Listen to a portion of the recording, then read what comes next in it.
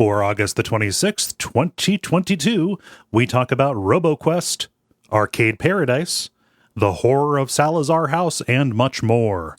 Welcome to Level 426.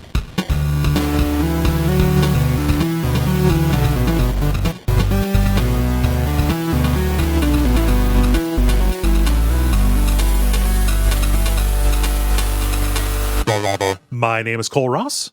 I'm Dennis Furia. I'm David Mysmith. And I'm Ben Merkel. And you are listening to The Level. It's a podcast for people who love video games.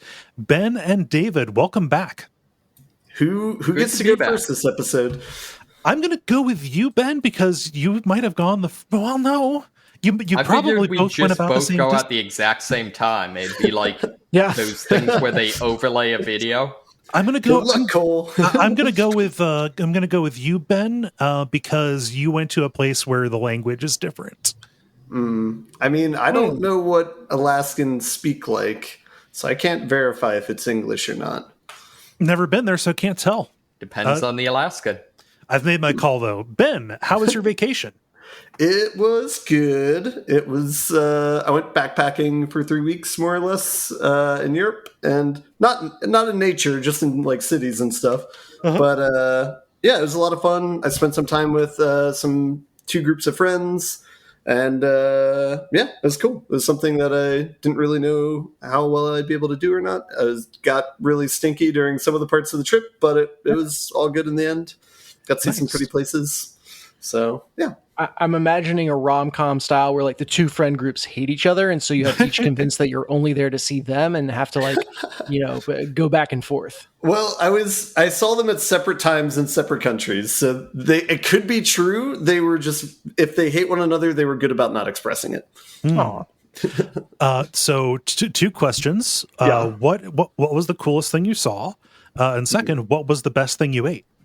Okay. I will add a third category, the best thing I drank, I think, too. Yeah. Because I did a lot of that. What if they were all the same thing?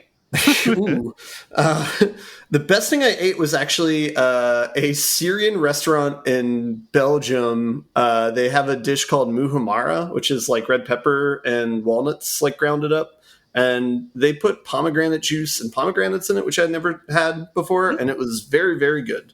And It was so good that I ate it a second time a few days later.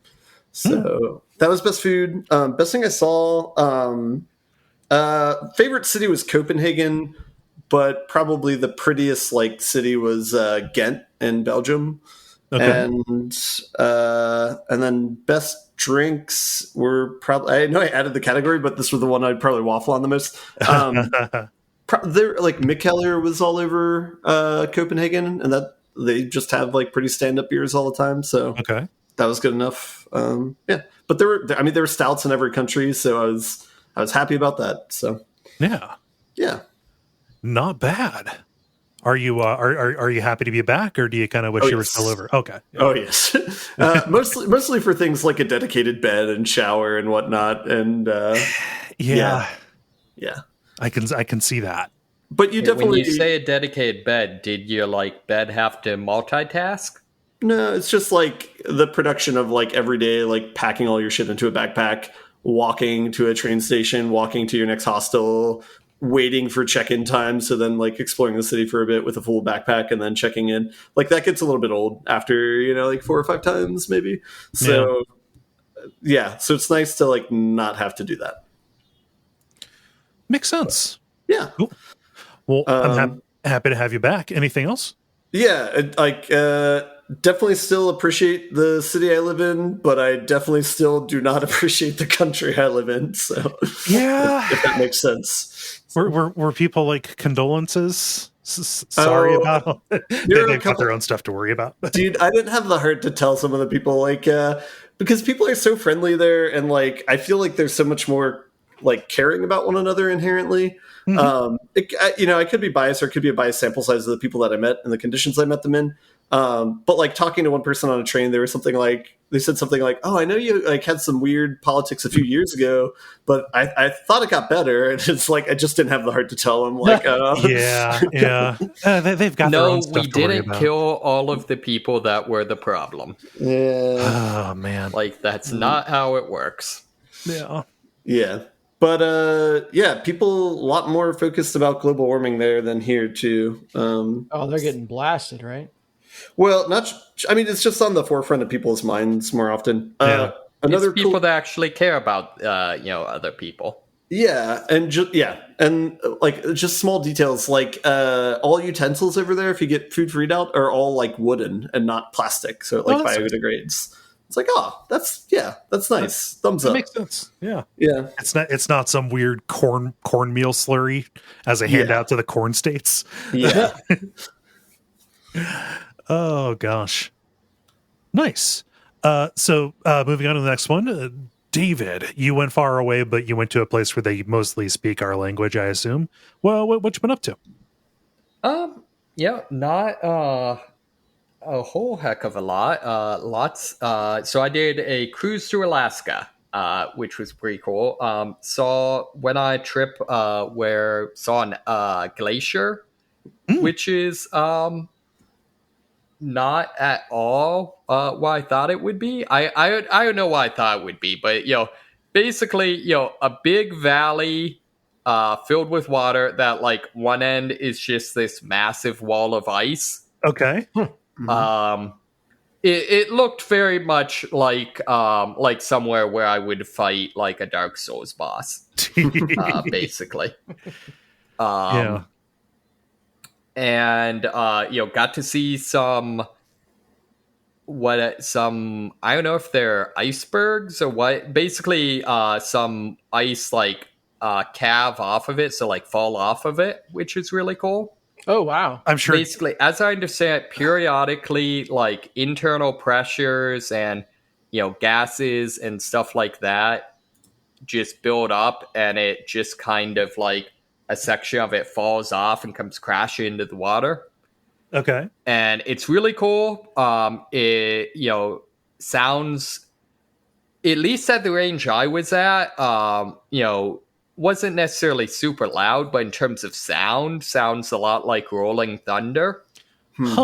Which is really interesting. And sometimes you can actually hear that like before it actually lets go. So I'm assuming that's like the ice breaking internally and stuff. Oh yeah, like a slow like spreading crack or shatter. Yeah. Right, exactly. I'm imagining a giant version of like an ice cube in a drink like cracking once it gets put in, Exactly. Nice. And then, on the way back from the trip, they like scooped up some of the ice, and I had a margarita with glacier ice cubes. That's crazy. That's crazy. Who knows what kind of like alien super bugs were frozen in that eons ago? Exactly. I figured that's like my best chance of getting like elder powers. Although they said that particular ice was probably only about 150 to 200 years old because, it's at the surface where it meets the water, it's constantly freezing and adding to it. Yeah. Although, more loss than gain because we live in the worst timeline. But, of course, yeah. No, I was gonna say you got to see an endangered species, David. Yeah, honestly, that was one of my big motivations for this trip is being afraid that like these are things I might not be able to see again. Yeah, no. And then on the last stop, went to a dog sledding school. I don't know if that's the best word. Basically, people who own sled dogs would send them to this place during the summer to be like exercised and trained and that sort of thing in preparation for dog sledding season. Mm-hmm. And so in order to train these dogs, what they basically do is they have these big metal carts and load them up with tourists and have the dogs pull them around as exercise. And it's really adorable.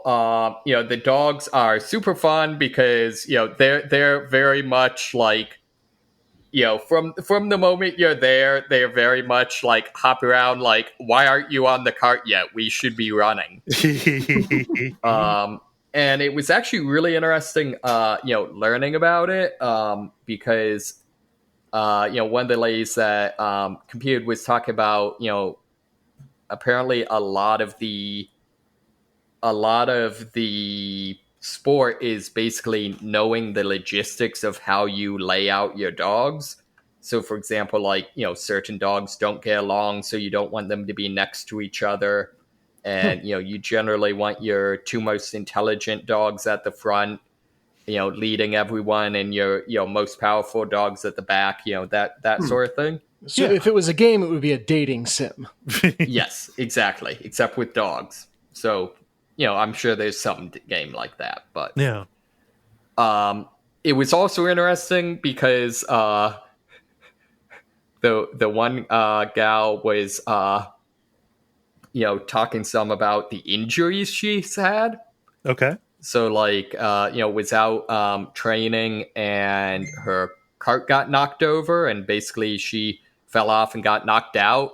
And, her dogs just kept running and, ended up back at the camp. So then they had to send people back to find her.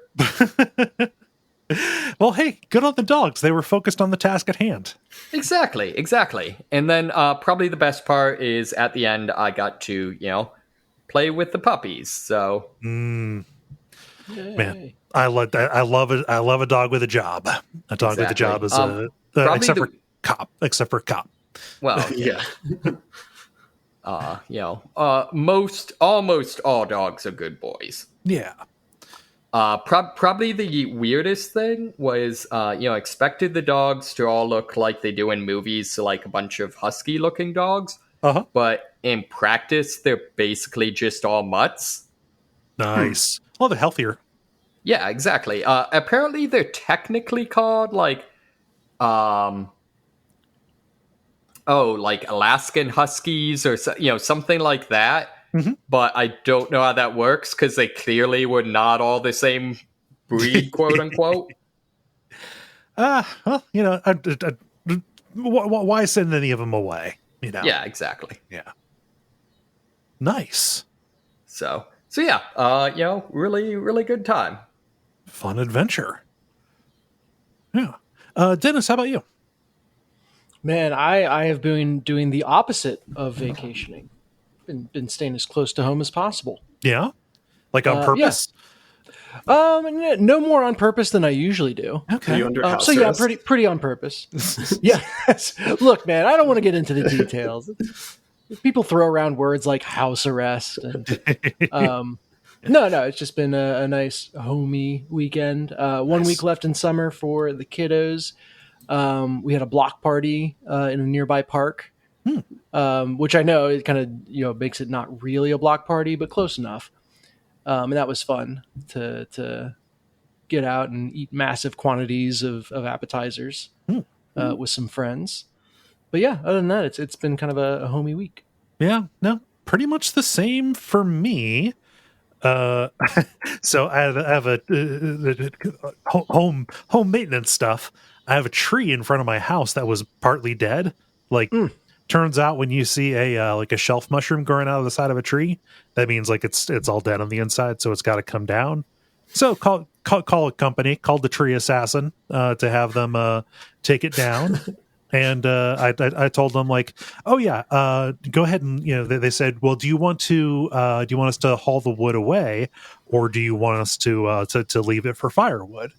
And I said, oh, leave it for firewood, because occasionally I have a little bonfire out back. I've got a fire pit, and so they come in and they chop down the tree and they leave it in big uneven parts.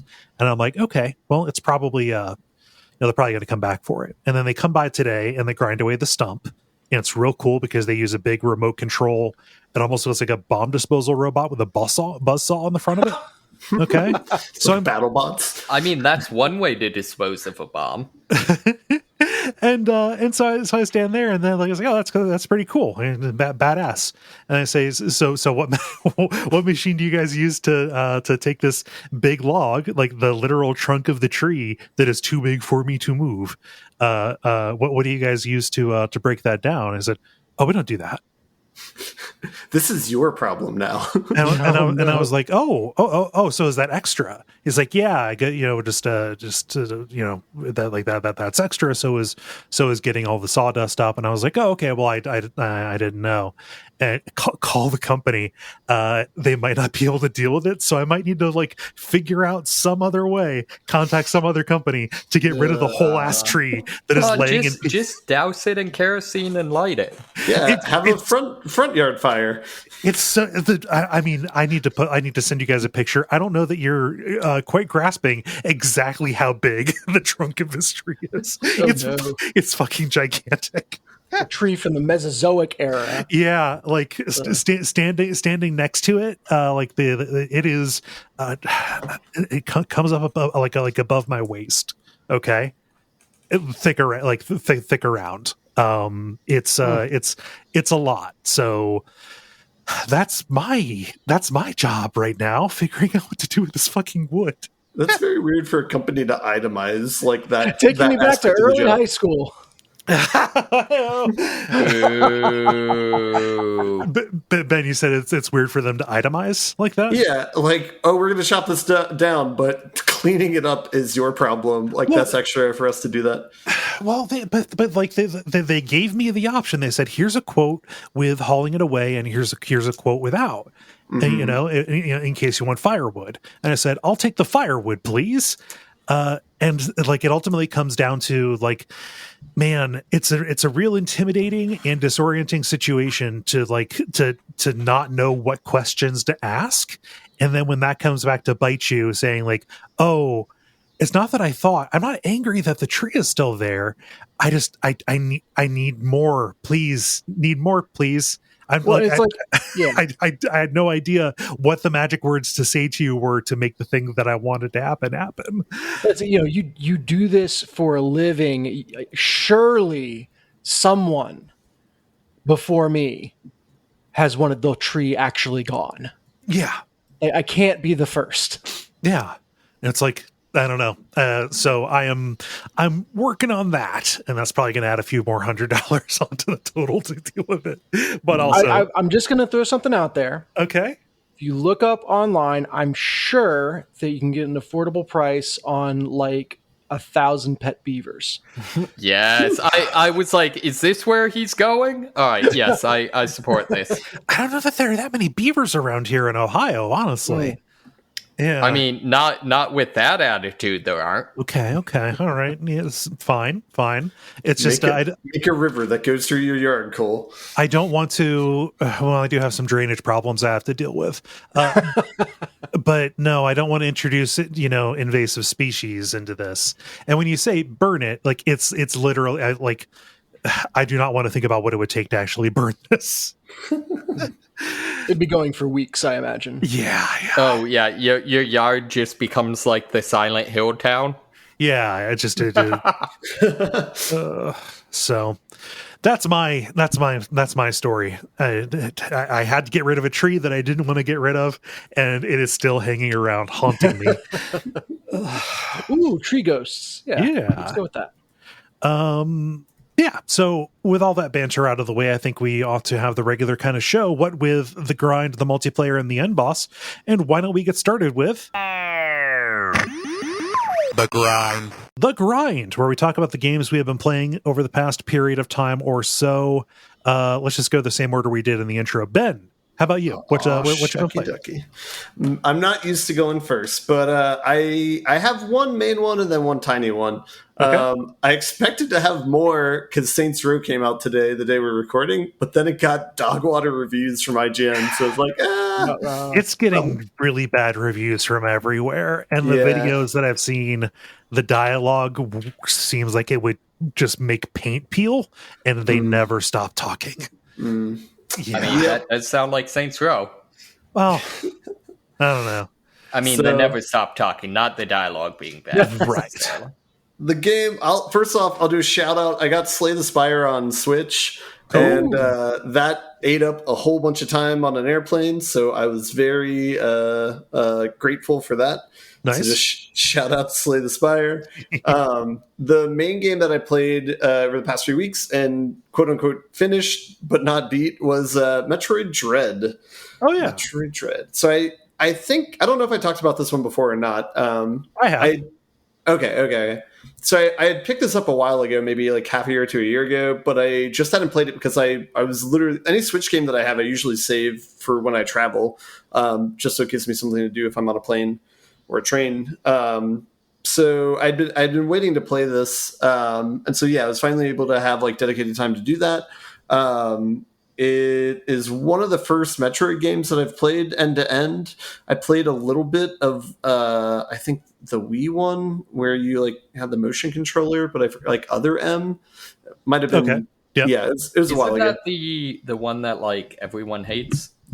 It is not well regarded among the series. There we go. But this one's kind of a throwback to, I guess, the original Metroid, where it's like it's not even a 2.5D game. It's like a 2D game. Yeah. And the bit that I thought about saying ahead of time was, oh, this is a Metroidvania game, but it leans more to the Metroid than it does to Vania. Yeah. But yeah, it's a Metroid game. So it's like, you walk into an area, there's like 3 different things that look like you can go through, but 2 of them don't work and 1 of them does. And then you unlock something that gets you through one of the other ones and you just keep going. It's a metaphor for life. I guess so. If you have persistence. Yeah. Yeah. And so it's like that, and interspersed between that, there are boss battles. It kind of suffers. I'm not going to go into details of the narrative or anything, but it does. I do think it's funny that the story kind of suffers from the same flaw as the Indiana Jones movie, where everything would be fine if the Metroid or Samus did not go to the area that they go to. Mm-hmm. So it's like a weird thing where it's like, okay, well, I guess you won at the end, but you would have won if you didn't do anything in the first place. Yeah. And now that's a metaphor for life, David. Doesn't that also apply to all the Uncharted games? Possibly. Yeah. It's, oftentimes he's trying to stop somebody else who is going to that same thing. Yeah. Okay. And usually the thing they go to ends up killing them. But sometimes in Uncharted, you kill them and they're like superpower. I don't know. Anyway, yeah, it's like it's a pretty good, enjoyable game. My nitpick with it are like the boss battles, and like I know this game's kind of beholden to all these games before it in the series. So I think they're kind of staying in the lane of the formula of the game. So I understand that motivation. The boss battles themselves are a lot of like trial and error. And so that got a little bit repetitive and kind of like frustrating. It's basically, you just need to, like do something over and over again for like 30 minutes or so until you get the exact pattern of attack down, understand like how you should move and attack them and stuff like that. Yeah. Which is like fine, but it wasn't my favorite way of playing a game. But there's not that many boss battles, so there's maybe like, I don't know, half a dozen or so. Mm-hmm. So you can kind of get through them and keep going. The part towards the end gets a little bit more egregious because you basically do the same boss battle over and over again. And the only difference is it's like, what if there are 2 of the same boss instead of 1? Or what if we double their HP and attack damage? And it's like, but it's the same moveset and everything. And so that gets pretty frustrating to the point where the final boss battle is like that as well. And so at that point, I was just like, I think I'm done. I'm going to watch a YouTube video and I'm good with that. And you did exactly what I did. Yeah. Yeah. But it's, yeah. So, I mean, I understand that they have a formula and that, they can't, this is not like Breath of the Wild. They're not like doing something completely out of the box of the series, which is fine. Because it was, it did a lot of things really well. Yeah. Like the unlockables, I think, are good. They do a good job of like building on one another for the most part. There's a few unlockables that are kind of like superfluous that only come up a few times. Like the one where you run and you get the ability to like jump up in any direction or whatever. Yeah, that only comes up a few times and it's kind of useless. And then it's like invalidated by something you unlock later. There's only a few cases like that aren't that good, but by and large, there's most of cases are pretty good, even if it's just something as simple as like you do twice as much damage now, or you fire like 3 shots now instead of 1 or something like that. It's like, all right, well, that's fine. I still feel a sense of progress because I can kill things that were a lot harder before. Yeah. So yeah, by and large, I mean, I think most of the reviews of this game have it right, where it's like a pretty solid, like 8 or 9 out of 10 type game. It's an enjoyable, yeah. To validate your gut feeling about the game. Yes, Metroid does have a certain formula, and this adheres to it in some ways. The nadir, which is the boss stuff, the lack of boss variety and the boss tedium, that isn't necessarily something that the series falls prey to. Okay. This feel, occasionally a boss would be pretty tedious, but like nothing like this. To the point where it just feels like it goes on and on forever. So yeah, that is a departure. Usually the bosses are a little bit more, I don't know, substantial than they are in Metroid Dread. Yeah. And there's not fast travel in the game, correct? I can't recall if there are like teleporter rooms or what have you. I don't remember. Yeah, so that was like another thing, and this is kind of like a problem whenever you have a game where it expands in size. It's like there is a bit of like backtracking at points where you're not sure where you should go next, and like as you play the game more and more, there's like more and more maps get unlocked, and there's more and more places to go. So that would be a pretty big problem of getting you lost. But they do a good thing where any place that has something still to be unlocked will pulsate like white in a rectangle somewhere on the map. And so it's like, hey, something in this area still needs to be done. So it at least narrows it down. So it's like, okay, I might need to go to one of these, 5 or 6 places and see if I can unlock something there. And one of those things will be something to progress you further through the game. That said, you still have to do some backtracking to get from place to place. And that part's a little bit annoying. And because it's both kind of like a pro and a con. One of the things they do is like the map's pretty dynamic where you might like knock down a wall, but then it blocks like an entryway or something. So it's like, it changes the way that you can get around the map, where it's like, okay, before I could shortcut down to this room, but now I can't do that anymore. But now I have this new shortcut unlocked. So on the one hand, it's cool to have a dynamic map like that. But then on the other hand, it's like, makes it a little bit harder to keep track of how you need to get from place to place. And like, there's not like kind of static way to get through. And I don't believe there's fast travel, but I could have missed it maybe. But I don't believe there's fast travel to get from place to place. So you kind of have to deal with backtracking, but that's kind of like a minor grievance. It's a little bit annoying, but it doesn't completely get in the way of the game or anything. Well, you know what they say, when God knocks down a wall, he closes an entrance. Yep.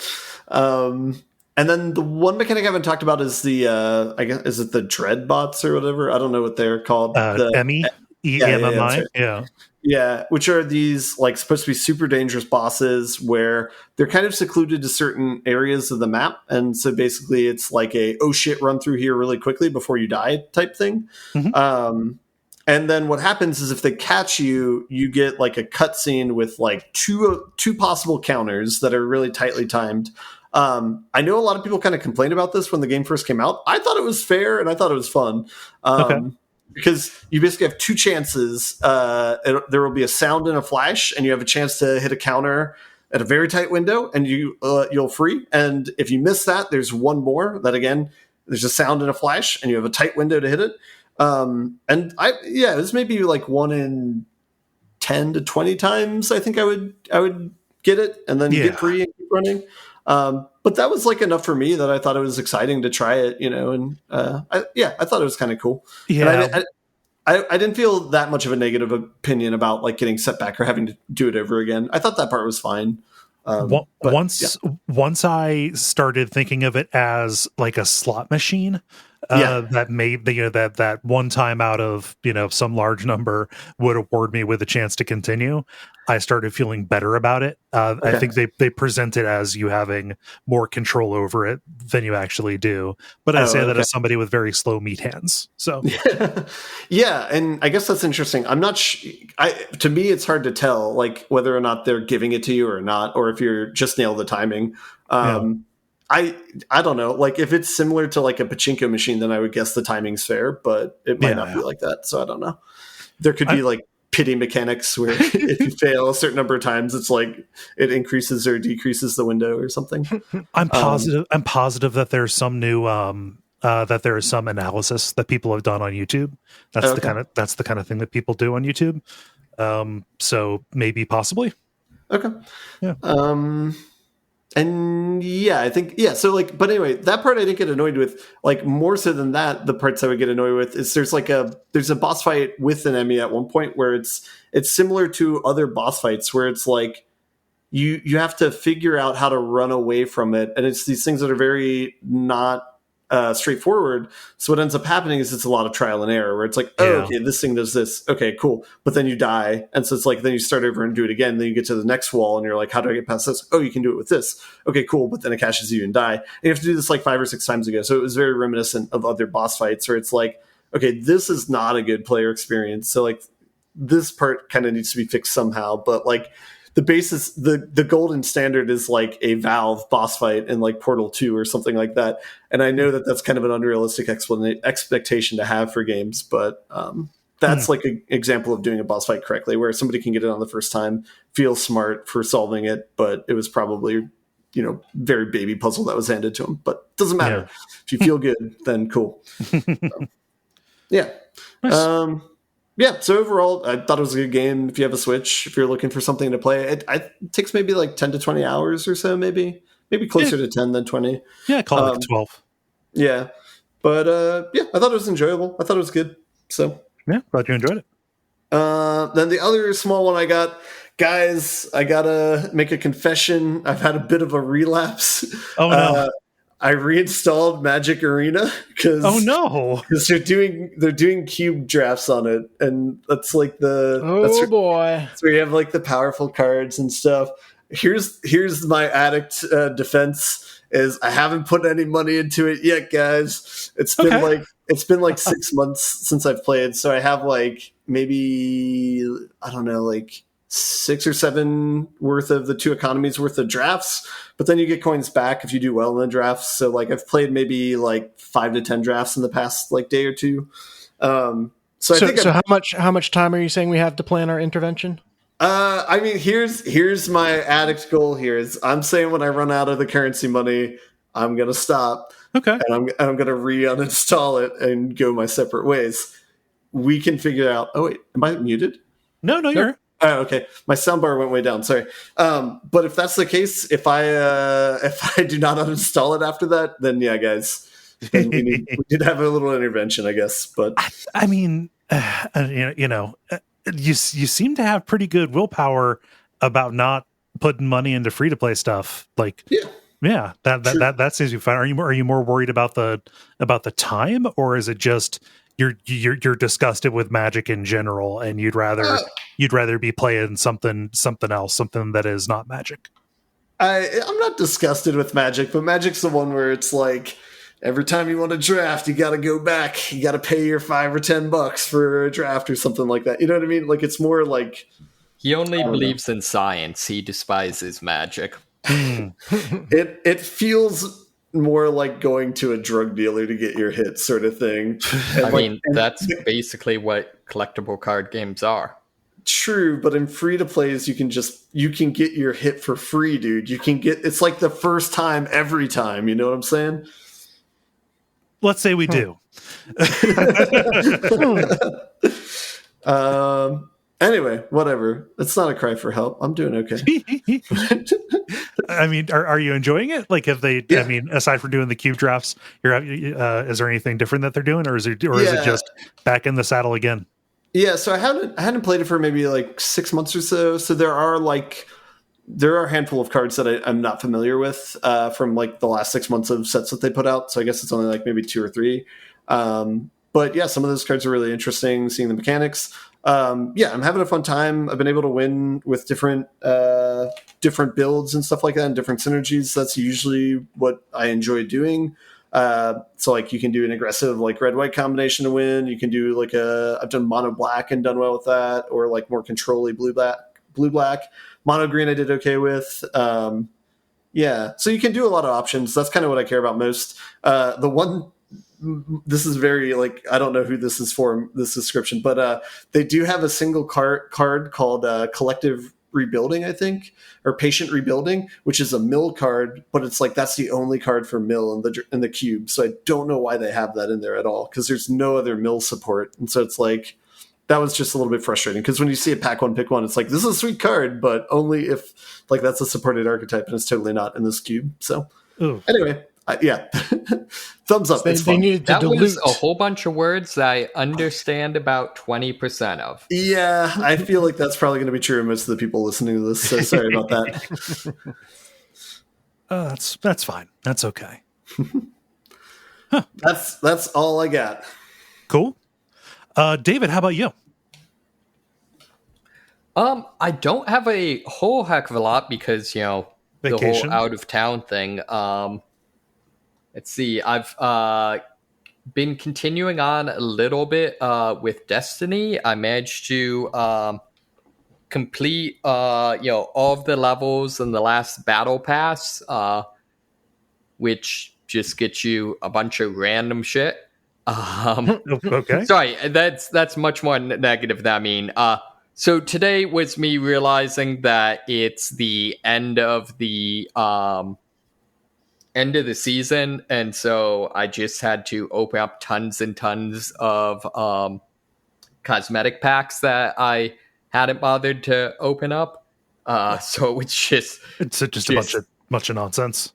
Yeah, I mean, not necessarily bad nonsense, just I now have many, many more really, really cool, like hover bikes and spaceships and guns and whatnot. So, leave it to Destiny to make all those things humdrum.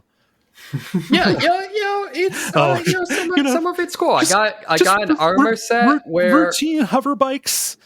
Yeah, as you do. Continue. Sorry. So, I do have an armor set that makes me into some like big, armored space skeleton monster. So that's kind of cool. Okay. Other than that, at Dennis's suggestion, I picked up Roboquest. Yes. So, which is basically it's a dad shooter combined with roguelike.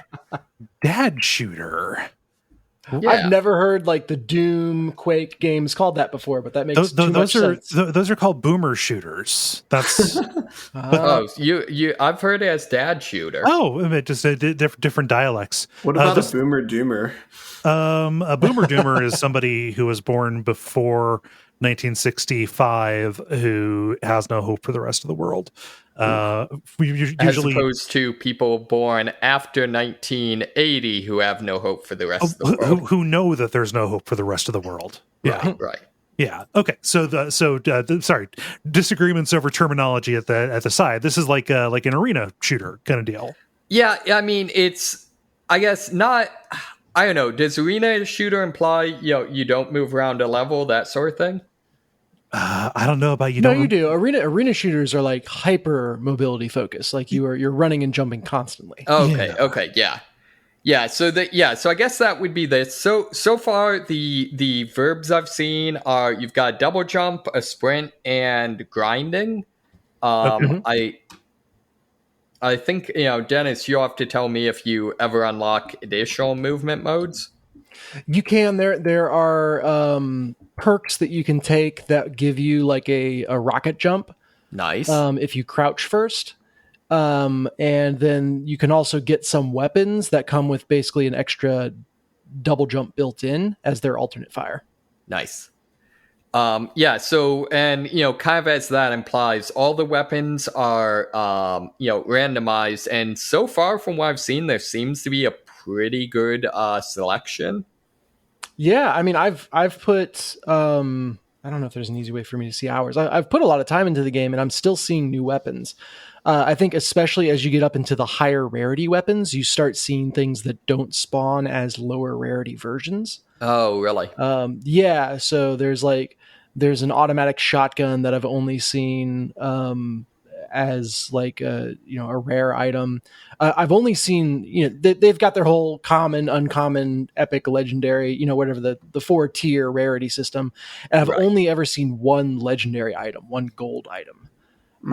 So I imagine there's lots more of those. But yeah, I'm still finding new weapons. Yeah, cool. I think my favorite so far is I got a lever action rifle that every other shot was an explosive shot. Ooh, all right. Honestly, I haven't played a whole ton of it. I made it to the first boss once and then got killed pretty quickly. Okay. There is, it seems, a storyline, but it's not super fleshed out. All right, I'm going to beef about this storyline for a second. Not for anything to do with the lore, but the way it's delivered. There's I think her name is Max. You've got a little friend that it's at the beginning of every level that you're, I guess, in the lore, you're escorting her through these areas. Even though mercifully you never actually have to escort her, so that's nice. But she'll have like comments and dialogue about each of the areas that you're about to go into, but they spawn in little word bubbles that are at the top right of your screen in the most unobtrusive way possible. And they auto scroll through the words. And so, you get to a new area, and oftentimes, the first thing I'm doing is like running and checking the loot, because every area starts with kind of a safe house that you can level up, refuel, get more guns, etc. at. And by the time I remember, oh, right, she's saying something, and look up, it's like 3 out of 4 text boxes in, and there's no way for me to go back or whatever. So, yes, I think there's a story, but it is presented in a way that is just so easy to miss. Yeah, and at least so far, it's fairly inane. Like, most of her dialogue that I've seen is just generic, like, oh, I'm researching this area. It's super weird. Yeah. So the only highlight is that you were referred to as a robro. Oh, or a brobot. Brobot, yeah. Yeah, I said in the Slack, like, content warning. They do refer to each other as brobots throughout. Is this single player? Can you do co-op? You can co-op, although we haven't gotten a chance to co-op yet. Right. But it's not multiplayer. You're strictly like fighting computers, right? Yes. At least so far. It is an early access game that they have a roadmap for exactly what they are updating. So we'll see. I mean, as an arena shooter, people would love being able to versus in it. So I could see it being on the roadmap somewhere. Yeah. Okay. So format-wise, this looks similar to like Risk of Rain, I guess, just first person instead of third person. I was going to say this sounds like Risk of Rain 2, but with Borderlands weapons. Mm-hmm. That's not a bad. It's so much more zippy than Risk of Rain. Yeah. However, so yeah, it's like Doom plus Risk of Rain plus Borderlands weapons. Gotcha. Also, at least as far as I've seen, and maybe this changes as you get later on, the enemies don't get nearly as over the top. Somewhat in terms of design, but more so in terms of like difficulty. Mm-hmm. Like, it's not as much just like these things are going to increase exponentially to punish you for playing this game. Okay. Yeah, it is. Everything stays very killable throughout. It very much is like the quantity of enemies that you're facing at once, and then just your ability to use your mobility to kind of zip around and stay out of the way of all the bullets while snapping off shots yourself. Also, best feature, jumping on an enemy's head counts as a melee attack. Yes. And Goomba stomp these suckers. Oh, that's cool. Because I sometimes, like in a first-person shooter with double jump, I will try to do that just out of habit. To have that actually honored is neat. Mm-hmm. Yeah, I think there's actually upgrades you can get for both your regular melee and that one to like make it do different things, to like be a hammer, that sort of thing. Yeah. Get better boots. Yep. Yeah. The one that I've seen as an upgrade is that when you head bonk robots, it actually sets off an explosion. Which is what it's called. Yep. it sets off an explosion around them. Nice. Yeah. Roboquest. I don't know that I have any other questions about it. Did you have anything else, David? Nope. That's pretty much it. Like I said, it's kind of been a light week. Yeah. Well, give it away. Dennis, how about you? Yeah, I suppose I can wax poetic about Roboquest a little bit more, because that's the big thing that I've been playing. That's like the new thing. Okay. Although we covered a lot of it, I think the weapons that you find, we talked about there being a lot of them. They do different types of damage. So basically, there's like there's the different types of guns. Every gun can spawn with a star level, and a rarity. So the star level can be upgraded throughout your run, so you can kind of keep a weapon strong enough if you like it to hang on to. The rarity is that, green, blue, purple, yellow rarity, and you can't change that. So you just, the difference is that the higher the rarity, the more special perks that the weapon spawns with. Okay. And so, yeah, you can basically, there are one or two guns that I vastly prefer, specifically one called the Sheriff's Carbine. Yes, that's the one that was I got an explosive version of. Okay. Yeah. Nice. It just seems, for the type of shooter, it's almost akin to like the railgun. If you ever played Quake, like it's that gun that just fits really well with being in motion all the time, and allows for a bit of a higher skill cap in terms of like, if you can be landing critical hits with that. I would say headshots, but a lot of the robots have like red dots in the center of their bodies or wherever else. Yeah. But it's snapping off those higher skill shots is very highly rewarded. And it just fits with the play style better than a lot of the other stuff that's out there. But there's everything else. There's like, everything from shotguns to laser beams to gauntlets, like power fist gloves, all kinds of crazy stuff. But yeah, as you're going through, you're kind of looking for, what's that gun that is the higher rarity and has the special affixes that will actually work well. Especially looking into elemental damage. So you can have burn, you can have shock or freeze, which all do slightly different things, but equate to extra damage.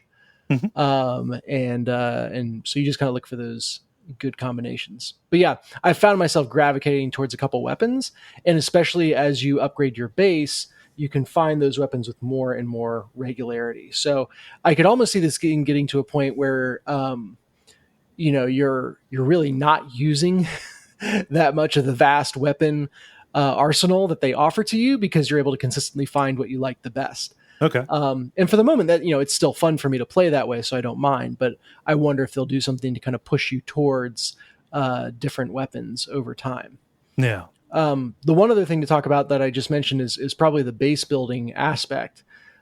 Just in between each run, you can upgrade the base that you're starting from, and that creates a really satisfying loop of you kind of finish a run, you upgrade some stuff, and then you immediately want to go again because you just added some upgrades and you want to see how those work, or you want to, you feel like you just made your chances of success better. So you want to do that one more run, kind of approach. The one bad thing that I'll highlight, other than the brobots, shutter, is, is that, you cannot save in the middle of a run. So if you quit the game in the middle of the run, you'll just spawn back at your base. Okay. Yeah. And these, they're generally like 20-minute loops or so it's no great loss. But if you get far, it's probably closer to 30 or 40 minutes. I've beaten the full game once, and it was probably about a 40-minute ordeal. And man, yeah, learn from Returnal on that front. You should be able to save wherever you want. Yeah, but absolutely. I kind of don't care how long your run is. Just make it so if I go away, I can come back. Yep. Yeah, I think that covers everything. Oh, the one other funny thing about, so that, there's different mechs that you can choose to play as, and each has their own special abilities. And the thing that's really thrown me for a loop is that the melee attack is different for every mech. Two of them just have what you would expect, that you kind of punch whatever's in front of you. But then one has a shotgun and the other has like a torpedo that you launch. So it's actually ranged. Okay.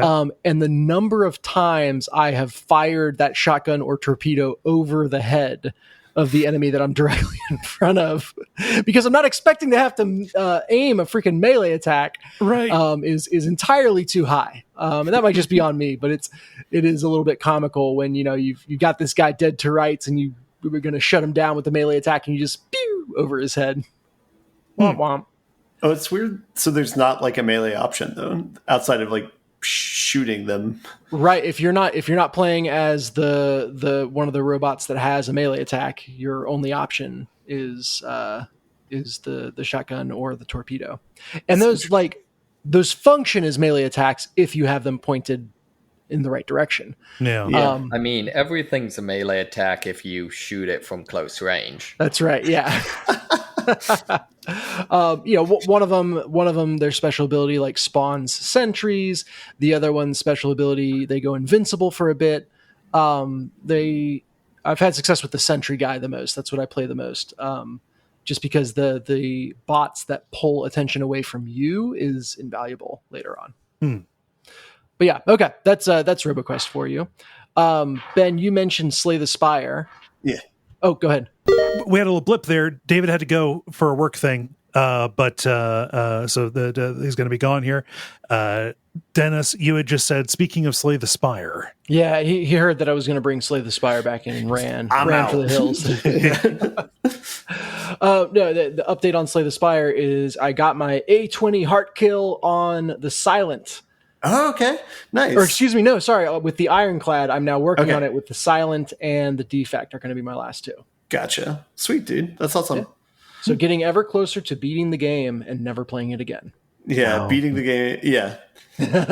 Imagine if it was like 50 levels for Ascension or something like that. Like, oh my god, people. There's a GDC talk where they were talking about like a thing of a game that makes it very popular is if you have a lot of differentiated difficulties. And when they said that, I immediately thought of Slay the Spire and the Ascension. Yeah, totally. Yeah, well, I've heard there's a fan expansion that came out recently that is supposedly really good. But my saving grace is like I play exclusively on mobile right now, and that would be on PC. So is it like Downfall or something like that? That sounds right. Maybe. Okay. Yeah. But yeah, slowly but steadily progressing through the hardest levels of difficulty on that game. And yeah, I think that's about it for me. The Roboquest has actually I've been mainlining it pretty hard. I want to make a recommendation is if you can find somebody who's also really into Slay the Spire, it is very, very fun to sit down and like have a co-op run through of the game essentially, where you discuss like every option together, or like, which card do you think we should take here? Like, this one might be good. Well, I think this one's good. And then like decide, as a group, which one to take. Oh, you're describing what I do with my kids all the time. All right. Are they, I'm not trying to be ageist here, but how are your kids at Slay the Spire? I mean, you've seen it and they haven't progressed too far since then. I only know Smash Brothers. I haven't seen Slay the Spire firsthand, I guess. Oh no, they love Blood for Blood, favorite card. And Milo will always play every block card he draws, even if he already has enough block, just because it makes him feel safe. He's a defensive personality where Luke's like play every attack. Yes. Yeah. Awesome. So that's where we're at. But they do, it is fun. I guess I'm not getting the informed opinion back to me, but it is fun to verbalize your thought process. Yeah. Like, I think you get a lot more out of the game, or you understand what you're doing much better when I guess it makes you realize how many decisions you make where it's just like, this kind of feels right, but you never get to verbalizing why. And so just that one side of verbalizing it to someone makes you think that much deeper. I can imagine if that someone is also verbalizing their thought process back to you, that probably is a great learning experience. Yeah, like it shows a lot of your blind spots where it's like, oh, I didn't realize that this card would be good in this situation, or I should be thinking about this. Yeah, Yeah. Yeah, I do see now that Blood for Blood is the best card that I should always take. Oh, nice. I'll do mine then. Let's see here. So I've got one called Arcade Paradise. This is a PC game. I don't know if it's out for anything else. It is kind of a combination sim game and a common like management kind of deal. And also, have any of you played Retro Game Challenge on the DS? No. Retro Game Challenge is like it's a collection of fake NES games that you play. You are a small kid who like time passes and you get new games as you unlock them. It's meant to be like a throwback to this is what it was like to be a kid when these games were coming out kind of deal. This is a combination of all of those, and I don't know entirely how successful they are together. Primarily because the management core of it doesn't rise up to what I would like. So you play as somebody who you're a shiftless teenage layabout, and your dad has decided to give you a job. That job is running the laundromat that he bought but forgot he owned. And there are some arcade machines in the back. And you find out that the arcade machines are making money, so you set about trying to build up the arcade side of the business while also running the laundromat. It's a first-person game. You are in this business as it's going, and it's kind of similar to like a gas station manager. It's a game that I've talked about previously, where a certain amount of this is walking around. And picking up garbage and running it out to the dumpster, and people come in and drop off their baskets of laundry, and you've got to put it in the washing machine, and then when that buzzer goes, you've got to put it in the dryer. You've got to make sure that you're taking the money out of the machines. All of these just real basic simulation style deals, while you're also taking your profits and buying new arcade machines, upgrading the business by knocking out walls and making like decorative upgrades, and slowly the arcade side of it outstrips the laundry side of it. In addition, you are also playing the games. By playing the games, you satisfy certain challenges and raise the popularity of that game, meaning it would make more money. I think there are like overall 35 arcade games, many of which are, close to or similar, or obviously inspired by classic arcade games, but like with their own thing. So I forget what the game is called, but they've got one that is kind of like combination Dig Dug and Mr. Driller. The picture like that. There's like a couple like match 3 ones. There's like a fun it's styled like Grand Theft Auto, but it's you're playing Pac-Man, but you are a getaway car in this city street grid, riding around picking up money instead of dots and running away from cops instead of ghosts. Yeah. Did anyone tell them that that's not how getaway cars work? No, the money is usually brought to the car versus the other way around. That's why you are getting away. That's the get part of the getaway car. Yes, it's a get car. But you're getting those, and playing the games and getting good at them is part of the way that you raise the profitability of your arcade. My big bummer about this is that it doesn't lean hard enough into any one pillar, any one of the 3 pillars there. The arcade games themselves are pretty fun, like neat little things. I would like to play more of them, but not necessarily as deep as I would want them to be.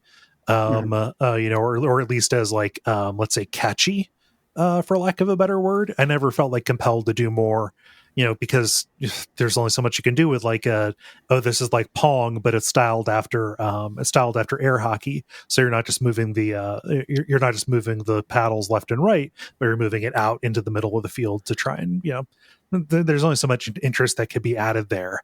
Well, Oh, good. Do they do anything like they reward you if you get a high score in the game or something like that, with like something in the simulator part of the game? I mean, I think that it gets like visual upgrades. I never got a high score on any of them because Okay. I don't play games for high scores. Yeah. So I might be the wrong person here. So I found myself wanting there to be more interest in the simulation side. Cleaning, like more stuff, like gas station manager. Like that's a really, damn it, Cole. Hey, it's okay. Yeah, he likes Sims. I do. I do like. But like I'm mad because now I can't make that joke. Okay, yeah. You're actually doing it. To make it so so I'm not just like being a weird little parody of myself. What makes those kinds of things interesting to me, like those sim kind of deals, is you are keeping a bunch of plates spinning and optimizing. Okay. In a gas station simulator, customers will walk away if they have to wait too long. You've got to make sure that you check on the bathroom to make sure that it's not, getting too dirty. You've got a whole bunch of different stations that you're going to. There's the gas pump. There's the auto repair. There's the cash register. And I would say like that is, like of the shopkeeping simulators that I've seen, like there's a huge amount of interest in that, which is when it's business hours, you are running from place to place, trying to keep everything going. It's actually a really interesting decision to decide how you prioritize your tasks in order to make sure everything is there. Interesting to me anyway, right? Here though, like you get occasionally a laundry basket will come in and you pick it up, and then you hold down the button to put it into the machine, and then you hold down the button to take it out of the machine, and then hold it to put it in the dryer. And then you're done. Like trash doesn't accumulate over the course of the day. The trash just kind of shows up at the beginning of the day. Wait. I have a question. Are you upset because the game is not stressful enough for you?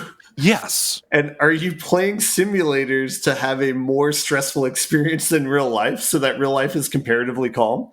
I mean, I wouldn't psychoanalyze me like that. All right. Sorry if I did. No. It's putting those tasks there for you to do, and not making a compelling argument other than you get money for this to approach them, right? Yeah. They're not rewarding you or punishing enough, I guess. Right. It's like, okay, so I clean up at the beginning of every day, and then I just watch, and I've got I just watch for the laundry to come in, and I've got these 3-minute timers that are occasionally going off. It's it's not like I'm like meeting a lot of demands. Like the cool thing would be if some of the mechanics from the arcade games that you're playing show up in like a variant or have some relation to the things that you're doing in the sim game. Yeah, and they stylize some of the stuff, so like when you go to pull gum off of a machine or unclog your toilet, there's like a little golf meter kind of deal. You've got to time it when the meter's full in order to successfully execute your move, and it looks like a arcade styled kind of deal. It's just but that's just style kind of things. It's just the way it's done up. The management feels pretty shallow too, honestly. So like you can go in and you can change the difficulty of a game and of the games, and you can change how much it costs to play them in order to optimize and drive interest. But as far as I can tell, there is nothing that is saying the placement of the machines makes that big of a difference. There's nothing saying like, okay, the people are like crazy into Street Fighter because in the game it is 1992. We need more Street Fighter machines to maximize profits. It's just not that's just not the level that it's working at. So you got to put this game in the window because that brings them in, and then put the or it's not like, okay, you've got to do you invest in ticket machines, and do you want to set the prices in tickets for the mustache combs and the wax lips and the bubble gum that kids will take it up in. It's just kind of not there. So if I'm sitting down to look at this as like a management thing where I'm trying to maximize revenue for input, it's just kind of not really there. Yeah. I feel like I'm like way down on this. I think I just walked into it. This is a mixture for somebody. So I picked this up because Gary really recommended it. He was having a good time with it. And I'm playing it, and I'm, moving the laundry back and forth. And I'm like, what in the world does Gary fucking see in this? Because this is the kind of shit that I would play and he would roll his eyes at me for.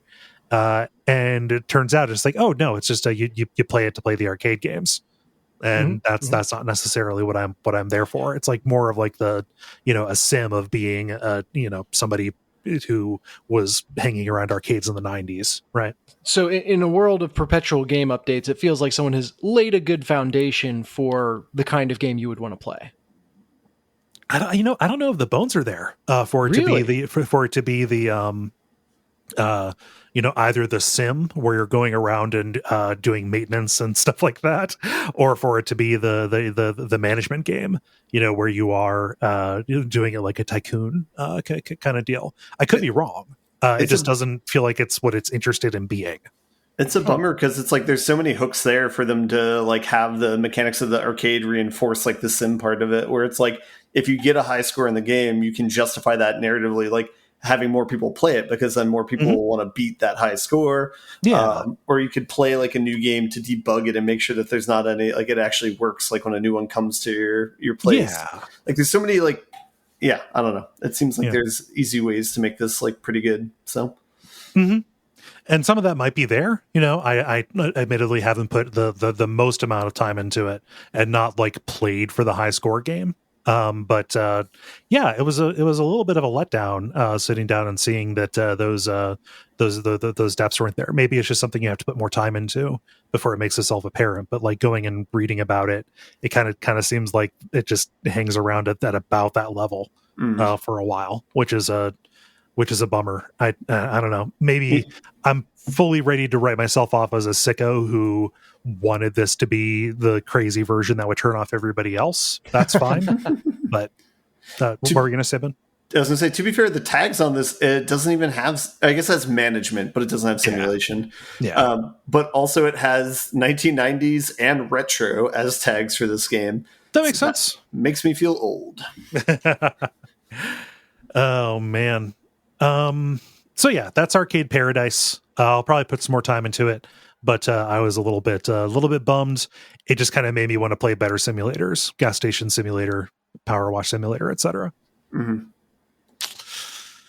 I'm a weirdo, I guess. So. No. Lawnmower simulator. Yeah. I think they put that on Game Pass, so I could probably fire that back up. All I did was the demo before. I think that was really feature limited. Yeah. The other thing that I played is over the weekend on Saturday, I streamed a game called Horror of Salazar House. The Horror of Salazar House. This is a throwback horror adventure game that is kind of in the style of the old Mac Venture games for the Macintosh back in the 80s. Think Shadowgate, Uninvited, Deja Vu. Because it's horror, it feels more like a throwback to Uninvited would be what it is. You play as a journalist who has been tasked with going to investigate the supposedly haunted house where a famous author and their family went missing. And you've got to get the big scoop on what happened there. And of course, when you walk in, turns out something horrifying has happened, and there is a ritual in progress, and you cannot leave until you resolve it. Has 2-bit graphics, where it is monochrome, but the color palette will change depending on the situation. So when things are calm, it is like a blue or a purple. If there's like puzzle stuff on the screen, it'll be like a yellow or orange. And if an enemy is chasing after you, there's a ghost lady who chases you, then it's red. Looks kind of like a Virtual Boy game. And will very promptly stab you in the chest. Oh, yes. This is in the same kind of vein as the game Faith, where it has very lovingly animated, seemingly rotoscoped pixel animation for the horrible things that happen to you, which is pretty fun. But yeah, you're going and you are kind of moving around a bit like it's a dungeon crawler, but trying to solve these puzzles and kind of satisfy these 4 ghosts that need to be satisfied before you can do what you will with the ritual that is that is about. How do you satisfy a ghost, Cole? So, without giving away some of the, without giving away like the specifics, it'll say like, the you know, the angry one. You have to, you.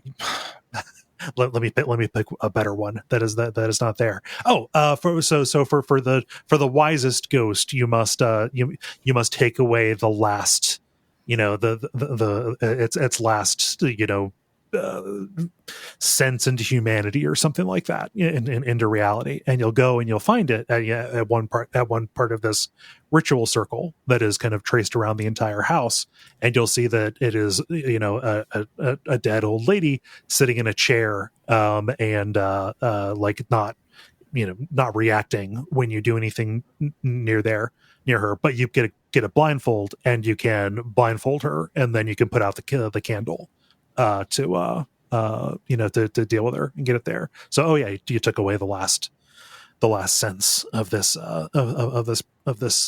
deceased person. Gotcha. I'm hemming and hawing and stammering because I don't want to go into more detail, but it's a bunch of stuff like that. You're going yeah.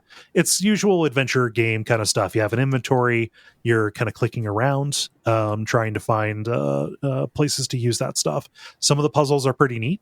And you know, they're like good, satisfying, challenging, but not BS leaps that you need to make in order to make it happen. You know, to advance.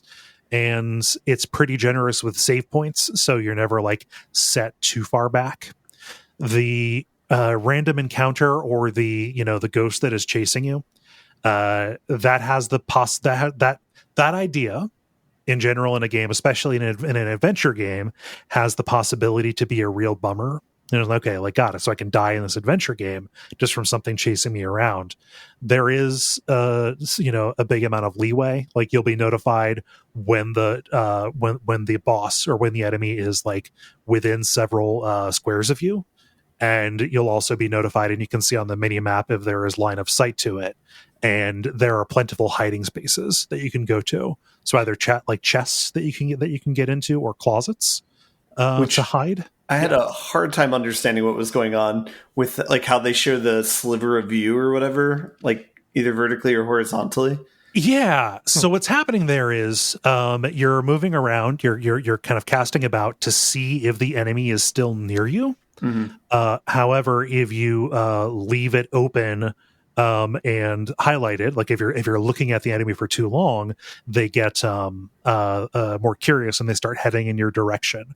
You can press the button to close, to close that, and they'll start walking away, but it doesn't tell you when they're gone. Okay. So like it never gives you the all clear. You have to and if you hold it closed for too long, you panic and then you draw it closer. So it's a little bit like you're playing chicken with yourself. Oh, wow. And so you hold it down and you think, okay, maybe possibly. You open it up to give like a quick look around, and then if it's not there, if the ghost isn't there, you can get out and you're good. If it is still there, you close it and then you wait some more. So it's kind of like riding a pressure valve on a boiler or something. I don't know. Yeah. This is real cool. There are 8 endings, and I only got 1 on the stream, obviously. But I was pretty happy with it. Also, I think it was made in Chile, so big ups on horror games that are not developed in fucking America, Japan, or Great Britain. Big thumbs up. So very cool. Yeah. Just to comment, I had no idea that this game was made in the past like 1 or 2 years, to speak to the authenticity of like how much it looks like a retro game. So it was really cool.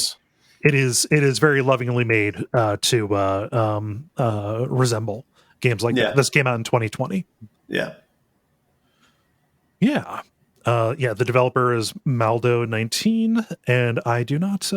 I think this might be the only game they put out, but it was only 2 years ago, so I don't expect them to have done more. Mm-hmm.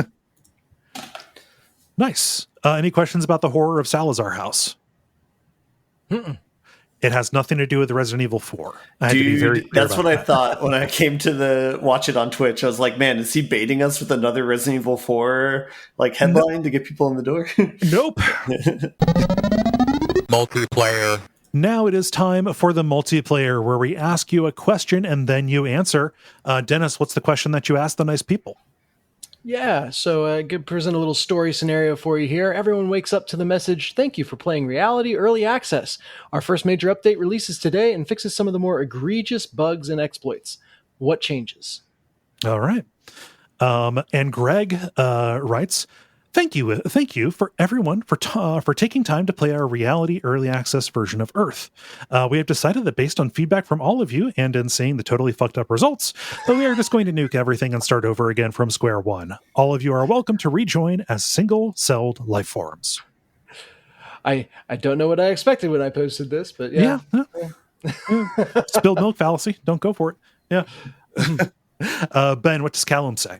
Callum says, noting the job system is completely broken, we have reset earnings for all job types. We have massively reduced the earnings of those in the top brackets and have raised the earnings for everyone else. Balance fix. I'm a thumbs up that one. Yeah. Dennis, what does Jeff say? The punishments for being born in particularly harsh regions, especially those who banned player types without turning off spawns for said player types, was out of whack. All regions of the game have been reset to allow for all player types equal access to all game functions.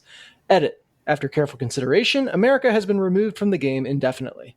Yeah, that's probably for the best. America's working on doing that themselves, yeah. Well, we're taking everybody with us, damn it. Oh, no, that's Russia. No, I mean, por qué no los dos? Case says, Eyelashes 2.0, they never poke you in the eye. As somebody who has eyelashes in one eye that grow weird, man, I would sign up for Eyelashes 2.0 in a heartbeat. Yeah, did you know your eyelashes can just start growing down and in? She's like, nah, man. Yep. I'm not a sheeple eyelash. I grow wherever I want. Yeah, it's my fucking left eye. It's why, like, I've always gotten constant eye infections because of it. Yeah. Oh man. Oh.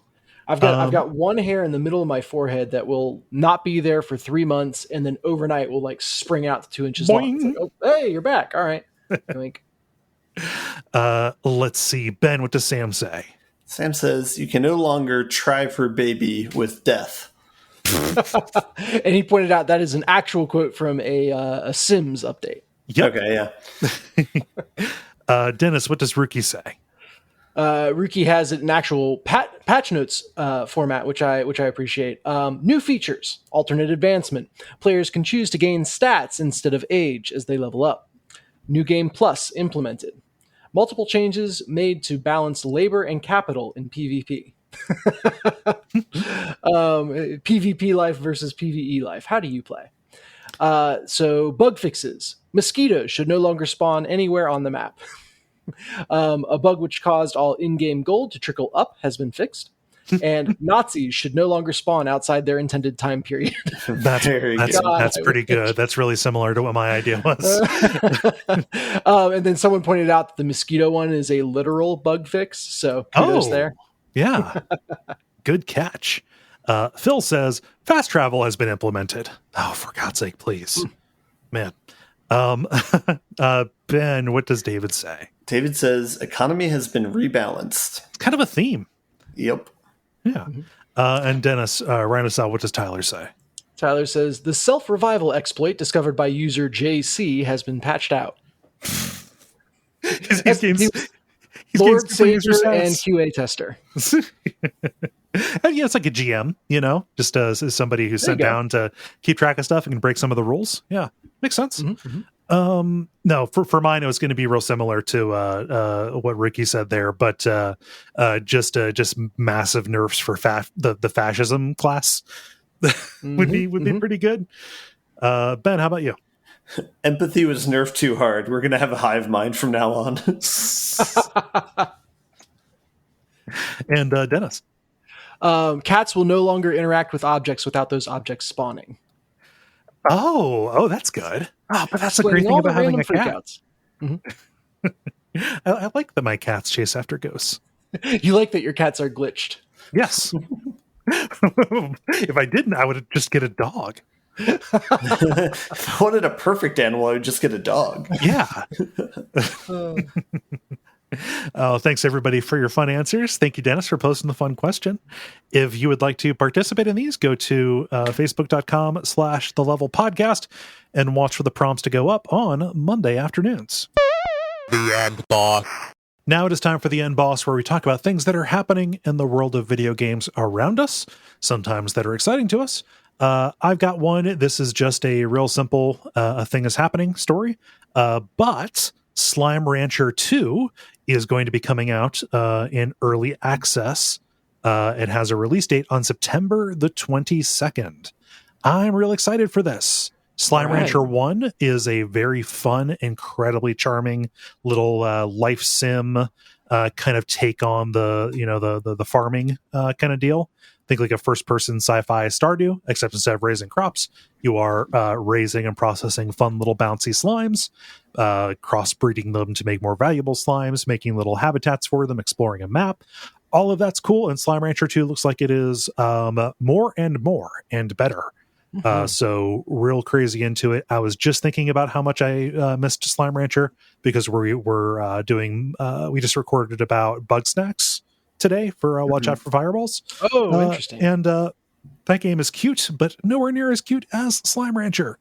So I'm going to be excited to see what they have. This is going to be one of the rare early access games that I'm going to jump into because I want to see. I kind of can't wait. Yeah. Oh, it looks beautiful too. Oh yeah. Even the original, like just a wonderful art design all around. Very colorful. Yeah, well, the original did have great art design. This version in 2 is like everything is shiny now too. Uh-huh. Yeah. Let's see. David had a story here about Destiny 2 and patches there. I'm sorry, David. I don't know enough about Destiny to wing this one.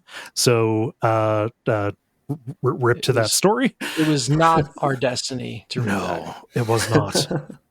Dennis, what is happening? Tell me something that was announced at Gamescom. Yeah, this was we're recording this on the day that they did the big Gamescom live intro thing. And so lots of new news. Lords of the Fallen is coming back. And they're calling it The Lords of the Fallen. They're giving it the Suicide Squad treatment. Yeah, it's but it already has the in the title. And so I feel like it's too many thes too close together. Yeah. That aside, it kind of I would say spiritual successor to Lords of the Fallen, except it is set canonically like 1,000 years after the first game. So there is continuity there. They're calling it a reboot. Reboot. Okay. Yeah, sure. Yeah. Why not? It actually, like watching the trailer, it looks good, which, you can make anything look good in a trailer. Mm-hmm. Lords of the Fallen was intriguing, but I kind of bounced off of it. It's real anonymous. Yeah. But the thing that got me was, the trailer, the score for it is Danzig's mother. and Dark Souls by way of Danzig is an excellent way to describe Lords of the Fallen. Yeah. They're leaning into it. I didn't see that. That's a choice, isn't it? It actually, for me, I went in expecting to mock it because I saw them write that was going to be the song before I watched the trailer. Okay. I think it did work. Like it did it for me. Okay. The game looks great, and possibly in the most savvy move, prominently features the main character using a Zweihander. Okay. It's just like it is Zweihander porn. Gotcha. In this trailer. It'd be very funny if they just took the moveset straight from Dark Souls. Yeah. But yeah, it's one of those things where it's like, you definitely want to, okay, we're doing all of Zweihander. All right, sweet. Yes. Okay, good. Let's go. And yeah, so color me intrigued. You don't want to get too hype for anything these days, but I guess it feels very self-aware is what I'll say. Feels like they kind of understood the assignment, and I would love them to kind of lean into the Danzig side of of their game. Like I think Right. more of that versus, like you said, it was very anonymous, the first one. So bringing a little bit of that, metal aesthetic, Yeah. and kind of leaning into that would be great, I think. Making it like pretty explicitly, for lack of a better word, hardcore. Yeah. Yeah, and again, it is not. It is, I would color it very differently from like a Metallica themed game, or that is a very different flavor. Yes. So I think leaning into that kind of more early 70s side, whatever, would be excellent. Yeah. It should be noted, this is not made by the same people who did the original Lords of the Fallen, Deck 13. They had in development a Lords of the Fallen 2, but that fell apart, and they had kind of moved on to working on the Surge games. This is like a new studio that was founded very, very recently, and it's a new publisher as well. So I think that this is almost like a weird acquisition kind of deal. Yeah, Hexworks is the new developer. I don't recognize that name from anything. I think it might have literally been put together by this publisher to. Wow. Yeah. Wow. Okay. Well, let's see how they do. Color me intrigued. Yeah. Hey, I'm willing to give it a shot. Yeah. Ben, you got a story? I have a hyper local news story, which means I have two things I wanted to recommend, and I'm trying to pass that off as news. I watched the end of the rehearsal all the way through from your recommendation. So good. Yeah. Big thumbs up on that. It's worth watching all the way through. The best Kaufman-esque thing in recent memory, I guess. Oh, yeah. And then the other thing, since Dennis didn't work board games in the conversation in the intro, I got a board game that I wanted to recommend. I got Dune Imperium this last week. I've played the solo version of it. I'm playing it with some friends this weekend, and I'm very excited about it. It's number 15 on Board Game Geek right now, but it looks really cool. And it does a good job of integrating the themes of the book and the characters in the book with the actual gameplay mechanics. So I can't remember if I talked about it on the show or not, but I have been playing Dune Imperium with my board game friends as well. Fist bump, dude. Yes. I came to the game before I knew anything about. I've always been aware of Dune, but I don't know anything about the story. Yeah. So I actually went and listened to the audiobook after playing the game a couple times. So maybe to explain something to people who don't know about it, one of the main mechanics of it is it's a deck building worker placement game. So the idea is you build a deck of cards, and then during your round you will do actions with your workers, and you have 2 or 3 workers, maybe a fourth. But one of the cool balances of it is if you can either try and get a lot of workers and do a lot of actions to do things during your round, but every card you discard at the end of the round will have some amount of influence on it. And so you could try and do the opposite, and influence is what you use to buy more cards. So you could do the opposite and just do like a single action with a single worker, and then you have a bunch of influence that you can buy a really high-powered card from like the market. And so there's kind of like 2 different strategies you can go for, and both seem to work. So it seems like a really well-balanced game. Have you, with that context in mind, have you found any good strategies for it, Dennis, since you've played it? Yeah. I had a lot of success. There are 1 or 2 for the most part. You get victory points through the worker placement side of things, being reductive a little bit, but there are just a couple of cards that you can buy that have influence points, which are your victory points on them, and there's certain ways you can get victory points through your cards, and so if you can get one of those cards early and then just build your deck around that card. One game I blew everyone away. Like I had 10 points at the end and everyone else had like 3 or 4. And it was just because I got my deck to where I basically spammed this one card and was playing it every turn. And the entire rest of my deck was centered around like getting it back in my hand as fast as possible. Do you remember what the card was? Oh gosh, I'll look through the deck and send it to you at some point. I don't remember the specifics off the top of my head, but there's like 3 or 4 cards that actually have victory point conditions on them. And then the rest are all, other currencies. It's very currency-y, where it's like, okay, I make this currency to buy that currency, and then that currency buys this currency, and that currency buys the first currency I had, but now I can buy more, and then and it's like getting that flywheel going so that you can eventually bend all of them in different ways to buy victory points.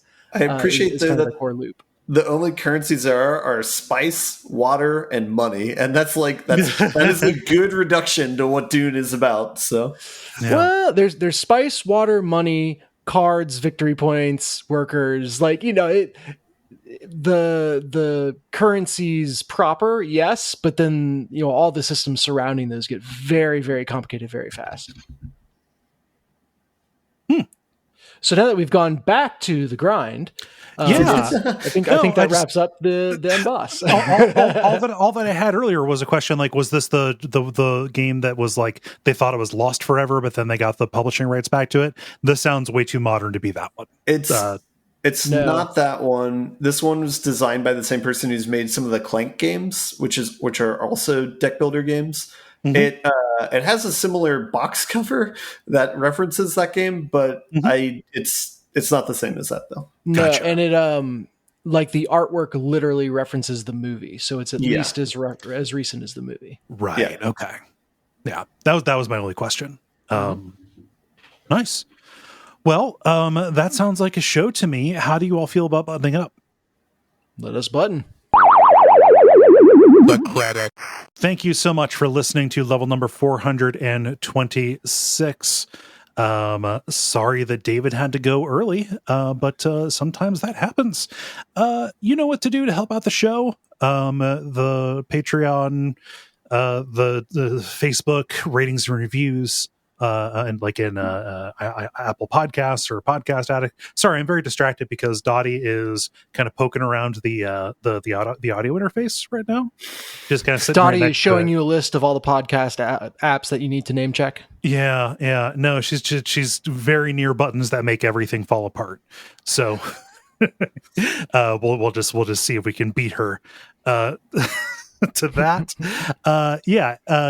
Dennis, anything going on that you want to draw attention to? Nothing crazy. Find Deck of Wonders in all the usual places. Cool. Yeah. All right. Nice. Well, I've been Kole Ross. You can follow me on Twitter at Kole Ross. I've been Dennis Furia. You can't beat me at Dune Imperium. And I'm Ben Merkel, and I will try if I get a chance. And stick around for some titles.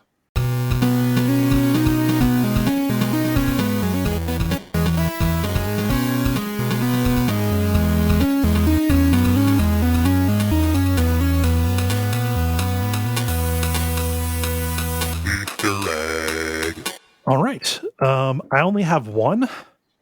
I have a get car. Yeah, I had that as well. Okay. I had two others. Assuming you're ready for them. Yep. No, I'm ready. I had routine hover bikes. Okay. And Lord, Savior, and QA Tester. Okay. You have anything, Ben? I just had Tree Assassin. Oh, yeah. I think that was because I had a long thought of like Agent 47 with a garrote, using that to chop down a tree. That is a 60-foot high silver maple. Yeah. No, I don't. I don't think it was 65-foot high. It's weird when you're standing next to it. Yeah. No, I don't want to do Tree Assassin because I tweeted that. I tweeted calling the person who came to kill my tree a Tree Assassin. My vote is for Get Car. Yeah, I like Get Car. I like a Get Car. Yeah, let's do that. Sweet. Cool. Well, it is decided.